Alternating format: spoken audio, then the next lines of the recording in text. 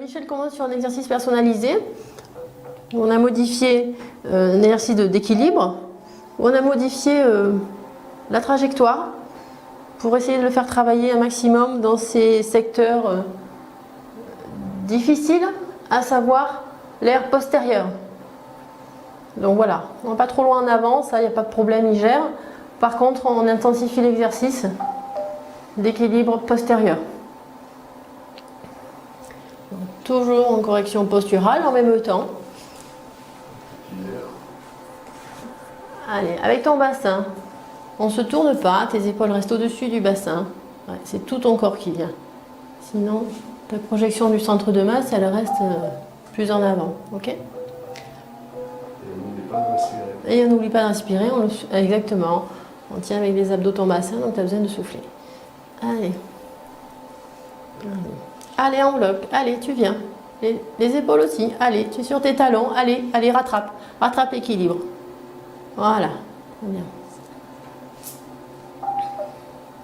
Alors l'avantage du Hubert, c'est aussi que le praticien a sa tablette.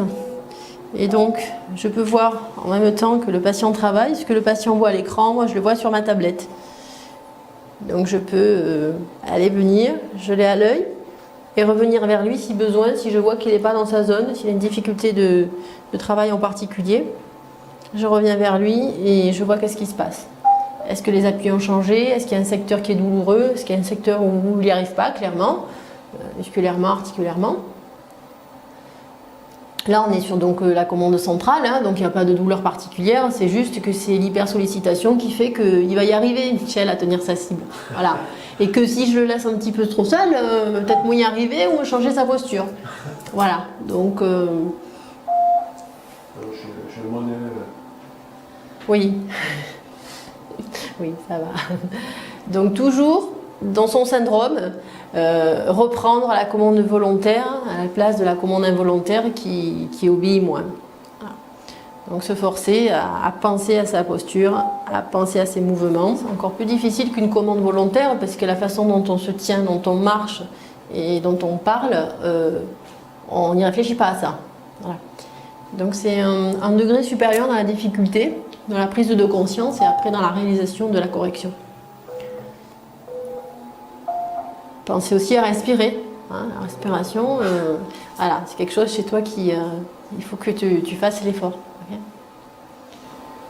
Donc là, la difficulté, au contraire, c'est pas dans la vitesse de l'exécution du mouvement, c'est plus je vais être lent et plus je vais être...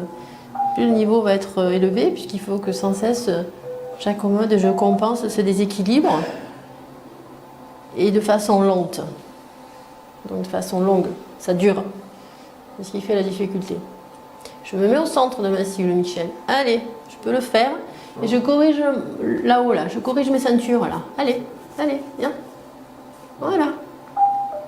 Allez, le bassin, le rachis, gainé, en entier. Il n'y a pas que le bassin qui part. Reste au milieu, on va pas plus vite. Allez, pousse en avant le bassin. Hein. Voilà, pour être au milieu de ta cible. Donc clairement, bien éduquer son patient à travailler sur Hubert pour qu'il puisse bien travailler par la suite.